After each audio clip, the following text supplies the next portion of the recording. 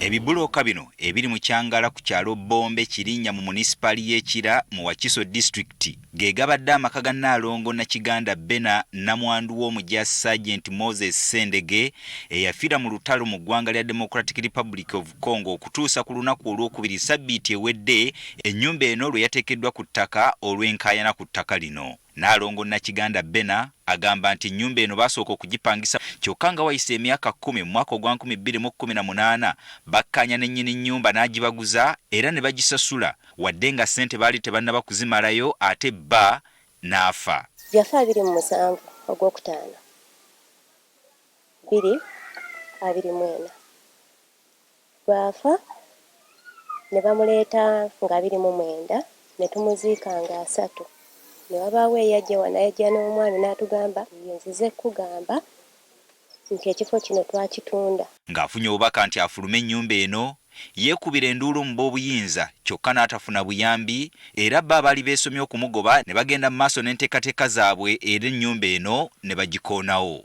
Bwe nagendayo chairman yasooka n'alaga ng'alambulula abantu abo ng'abannyonnyola byonna nga bwe byali.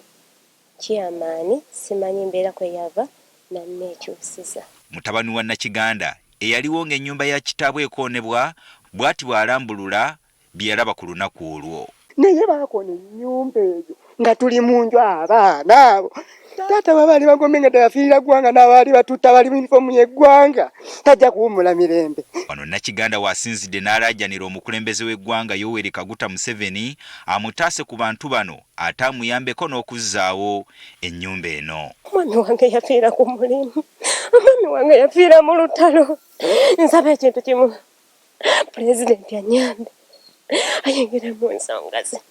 Ye ssentebe w'ekitundu kino Medical Fair ayogerwako nti naye yalina omukono mu kugobaganyizibwa kwa Namwandu ategeezezza nti tafunangako bukakafu bwonna nti Nakiganda oba bba Sergeant Sendege baagula ennyumba eno. Abaana ne bamuwaako omukisa okugulaawo nga batundawo $4,000,000. Nnaalongo ssente n'agamba nga aba UPDF bagenda kugulawo biki bwe bajjanga abaami abagamba nti bavanga mu UPDF agabo bagulawo $2,000,000. Abaana ne bagaana ne ntula mu nsonga emirundi 3 ne zinnema ne nzifuwadinga mu ofiisi ya RDC. Ate ye mutabani wa nnyini nnyumba eno Shafik Sebadduka nga naye twamufunidde ku lukomo lwa ssimu alumiriza nti Nakiganda bamumanyi nga mupangisa eyalemera mu nnyumba ya kitaabwe.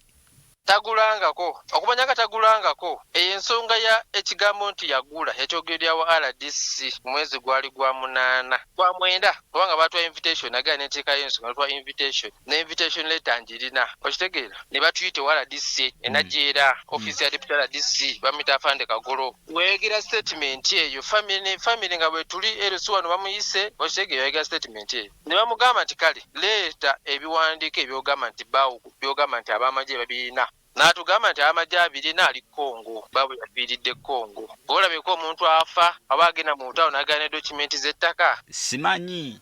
Nedda gwe mulabyeko. Kyabire Moses nga mu kaseera kano yalabirira Namwandu n'abaana be agamba nti wadde nga yafuna ow'okusuza abantu bano kyokka ebyetaagisa okubalabirira naye tebimumala bulungi. Si kyangu kusembeza muntu alina family y'abantu abo kulya amasannyalaze mazzi biki kulya nsula fine okusula we wali as per now nina ne bwaswa siwe wantu awaliwo nyini ng'omuntu abadde n'amaka ge. Ebintu byonna ebyamenyebwa ku nnyumba Nakiganda agamba tamanyi babitwala era nga wawulikiseewo n'amaloboozi agagamba nti abantu abakola omulimu gw'okumenya ennyumba eno be baatwala ebintu bino ng'omugabo gwabwe ogw'okugimenya kyokka ye Sebadduka ku lwa bannannyini ttaka ategeezezza nti ebintu bino be babirina kubanga byabwe bwoya si bya mupangisa waabwe Nakiganda. Gerald Damulira agafeeyo ku Spark TV.